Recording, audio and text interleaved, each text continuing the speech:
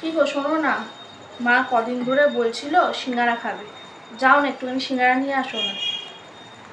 সিঙ্গারা খাবে ঠিক আছে, এই সিঙ্গারাটা কি শুধু শুধু খাবে? চাটনিটা হলে খুব ভালো হতো। আবার চাটনি? ঠিক আছে তুমি যাও সিঙ্গারাটা গিয়ে নিয়ে আসো, ততক্ষণ আমি চাটনিটা বানিয়ে রাখছি। দেখলেনই তো চাটনি খাওয়ার আবদার। আজ আমি বানাবো দু রকমের চাটনি।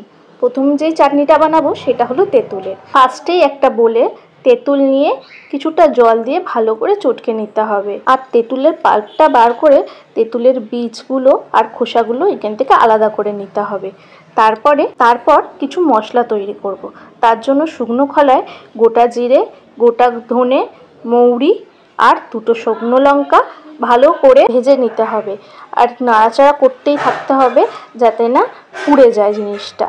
তারপরে ভালো করে ভাজা হয়ে গেলে একটা সুন্দর গন্ধ বেরোবে, তখনই বোঝা যাবে যে এটা ভাজা হয়ে গেছে। তারপর আমি এখানে হামাল দিস্তার মধ্যে এটা গুঁড়ো করে নিচ্ছি, আপনারা চাইলে মিক্সিতেও করতে পারেন। তারপরে একই কড়ার মধ্যে আমি তেঁতুলের পাল্পটা দিয়ে দিয়েছি। তেঁতুলের পাল্পটা দেওয়ার একটু ফুটে আসলে তার মধ্যে হলুদ গুঁড়ো, লঙ্কার গুঁড়ো, নুন, আর এখানে আমি দিয়েছি বিট নুন আর কাশ্মীরি লঙ্কার গুঁড়ো দিয়ে ভালো করে নাড়াচাড়া করে নিতে হবে। তারপর বেশি করে চিনি দিতে হবে। চিনিটা দেওয়ার পর কিছুক্ষণ ফুটতে দিতে হবে। ফুটে গেলে একটুখানি হাত দিয়ে চেক করে নেবে চাটালো ভাবতে এসেছে কিনা। চাটনিটা একটু গাঢ় হয়ে আসলেই সেখানে ওই ভাজা মশলাটা দিয়ে একটু নাড়াচাড়া করে নিতে হবে। তো এখানে দেখো আমার চাটনিটা রেডি হয়ে গেছে। তোমরা চাইলেও এটা ট্রাই করে দেখতে পারো, খেতে খুব মুখরোচক হয়।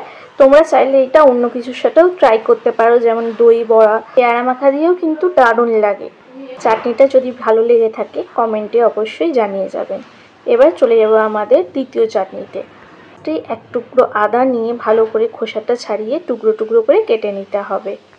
তারপর কিছুটা ধনেপাতা নিয়ে ভালো করে ধুয়ে একটা মিক্সিং জারে 4-5টা লঙ্কা, কিছুটা ধনেপাতা আর ওই আদা কুচি আর একটুখানি নুন আর গোটা জিরে দিয়ে ভালো করে মিক্স করে নিতে হবে।